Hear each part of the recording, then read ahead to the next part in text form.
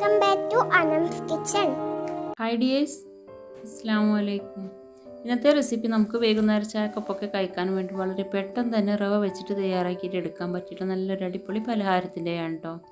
അപ്പോൾ ഇതെങ്ങനെയാണ് ഉണ്ടാക്കിയെടുക്കുന്നതെന്നൊക്കെ അറിയാനായിട്ട് നമുക്ക് വീഡിയോ മുഴുവനായിട്ടൊന്ന് കണ്ടു നോക്കാം. ഇതിന് വേണ്ട മാവ് റെഡിയാക്കി എടുക്കാനായിട്ട് നമുക്കൊരു പാത്രം എടുത്തിട്ട് ഇതിലേക്കൊരു മുട്ട പൊട്ടിച്ച് വയ്ക്കാം. എന്നിട്ട് ഇതിലേക്ക് നമുക്ക് മധുരത്തിന് വേണ്ടിയിട്ട് 3-4 ടേബിൾ സ്പൂൺ പഞ്ചസാരയും കൂടെ ചേർത്ത് കൊടുക്കാം. അപ്പോൾ നമുക്ക് എത്ര അളവിലാണോ പഞ്ചസാര വേണ്ടതെന്ന് വെച്ചാൽ അത്രയും അളവിൽ വേണ്ടിയിട്ടുള്ള പഞ്ചസാര ചേർത്ത് കൊടുത്താൽ മതി. ഞാനിപ്പോൾ ഒരു 3 ടേബിൾ സ്പൂൺ പഞ്ചസാരയാണ് ചേർത്ത് കൊടുത്തിട്ടുള്ളത്. ഈ കൂടുതൽ മധുരം വേണമെന്നുള്ളവർക്ക് 4-5 ടേബിൾ സ്പൂൺ പഞ്ചസാര വരെയൊക്കെ ചേർത്ത് കൊടുക്കുകയും ചെയ്യാം. ഇനി ഇതൊന്ന് മിക്സാക്കി എടുത്തതിന് ശേഷം നമുക്ക് ഇതിലേക്ക് മധുരം ബാലൻസ് ചെയ്യാൻ വേണ്ടിയിട്ട് 2 നുള്ളു ഉപ്പും പിന്നെ ഈ ഒരു പലഹാരത്തിന് നല്ലൊരു കളറൊക്കെ കിട്ടാനും വേണ്ടിയിട്ട് ഒരു 1/4 ടീസ്പൂൺ മഞ്ഞൾപ്പൊടിയും പിന്നെ ഇതിലേക്ക് നല്ലൊരു ഫ്ലേവർ കിട്ടാനും വേണ്ടിയിട്ട് ഒരു 1/2 ടീസ്പൂൺ ഏലക്ക പൊടിയും കൂടെ ചേർത്ത് കൊടുക്കാം. എന്നിട്ട് ഇതെല്ലാം കൂടെ നല്ല പോലെ ഒന്ന് മിക്സ് ചെയ്തെടുക്കാം. നമ്മളിതിലേക്ക് ചേർത്തിട്ടുള്ള പഞ്ചസാരയൊക്കെ നല്ല പോലെ അലിഞ്ഞു വരുന്നത് വരെ സ്പൂണ് വെച്ചിട്ടോ അല്ലെങ്കിൽ വിസ്ക് വെച്ചിട്ടൊക്കെ നല്ല പോലെ തന്നെ ഒന്ന് മിക്സ് ചെയ്തെടുക്കാം. പിന്നെ ഇതിലേക്ക് നമ്മൾ പൊടിച്ച പഞ്ചസാരയാണ് ചേർത്ത് കൊടുക്കുന്നതെങ്കിൽ കൂടുതൽ സമയം വെച്ചിട്ട് മിക്സ് ആക്കിയിട്ട് എടുക്കേണ്ട ആവശ്യം ഉണ്ടാവില്ല. വളരെ പെട്ടെന്ന് തന്നെ ഇതെല്ലാം കൂടി മിക്സായിട്ട് കിട്ടും. ഇതെല്ലാം കൂടെ മിക്സാക്കി എടുത്തതിന് ശേഷം നമ്മളിതിലേക്ക് ചേർത്ത് കൊടുക്കുന്നത് 1/4 കപ്പ് റവയാണ്. അപ്പോൾ ഈ റവ കുറച്ചായിട്ട് ചേർത്ത് കൊടുത്തിട്ട് നല്ല പോലെ തന്നെ ഒന്ന് മിക്സ് ചെയ്തെടുക്കാം. ഞാനിപ്പോൾ ഇവിടെ 3 തവണയായിട്ടാണ് ഇതിലേക്ക് റവ ചേർത്ത് കൊടുത്തിട്ടുള്ളത്.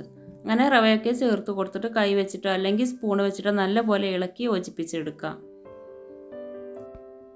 പിന്നെ ഈ റവ ചേർത്ത് കൊടുക്കാനായിട്ട് നമ്മുടെ കയ്യിൽ മെഷർമെൻറ്റ് കപ്പ് ഇല്ലാത്തവരാണെങ്കിൽ ഈ മുട്ടയുടെ കൂട്ടിലേക്ക് റവ കുറച്ചായിട്ട് ചേർത്ത് കൊടുത്തിട്ട് നന്നായിട്ട് കുഴച്ചെടുത്ത് ചെറിയ ഉരുളകളാക്കിയിട്ട് എടുക്കാൻ പറ്റണം. അപ്പോൾ ഈ ഒരു മാവ് ആ ഒരു രീതിയിലായി കിട്ടാൻ എത്രയാണോ റവ വേണ്ടതെന്ന് വെച്ചാൽ അത്രയും അളവിന് വേണ്ടിയിട്ട് റവ ചേർത്ത് കൊടുത്തിട്ട് നല്ല പോലെ ഒന്ന് കുഴച്ചെടുത്താലും മതിയാവും.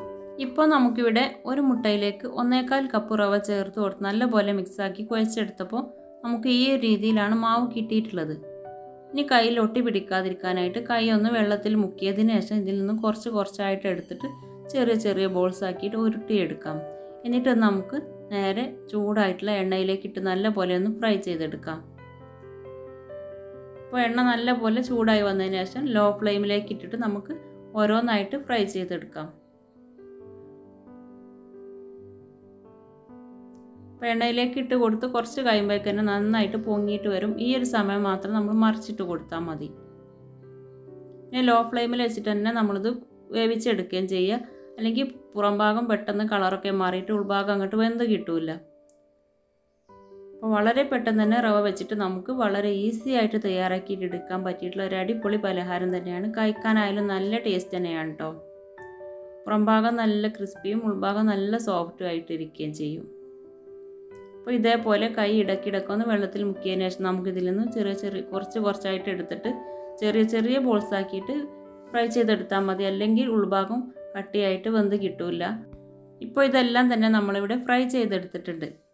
പിന്നെ റവ വെച്ചിട്ട് വളരെ പെട്ടെന്ന് തയ്യാറാക്കിയിട്ട് എടുക്കാൻ പറ്റുള്ള ഒരു അടിപൊളി പലഹാരം തന്നെയാണ് കേട്ടോ. ഞാൻ കഴിക്കാനാണെങ്കിലും ഒരുപാട് ടേസ്റ്റ് ഉണ്ടായിരുന്നു. ഇതൊന്ന് കട്ട് ചെയ്തും കൂടെ ഒന്ന് നോക്കാം. അപ്പോൾ ഇതാ ഉൾഭാഗമൊക്കെ നല്ല സോഫ്റ്റാണ്, പുറംഭാഗം നല്ല ക്രിസ്പിയാണ്. കഴിക്കാനാണെങ്കിൽ ഒരുപാട് ടേസ്റ്റ് ഉള്ളൊരു നല്ലൊരു സ്നാക്ക് റെസിപ്പി തന്നെയാണ്. ഈ ഒരു വീഡിയോ നിങ്ങൾക്ക് ഇഷ്ടപ്പെടുവാണെങ്കിൽ ഇനിയും ഇതുപോലുള്ള റെസിപ്പീസിനായിട്ട് ഈ ഒരു ചാനൽ സബ്സ്ക്രൈബ് ചെയ്യുക. അപ്പോൾ ഓക്കെ, ഇൻഷാ അല്ലാഹ് ഇനി അടുത്തൊരു ദിവസം മറ്റൊരു നല്ല വീഡിയോയുമായിട്ട് വീണ്ടും വരാം. അതുവരേക്കും ടേക്ക് കെയർ, ബൈ, അസ്സലാമു അലൈക്കും.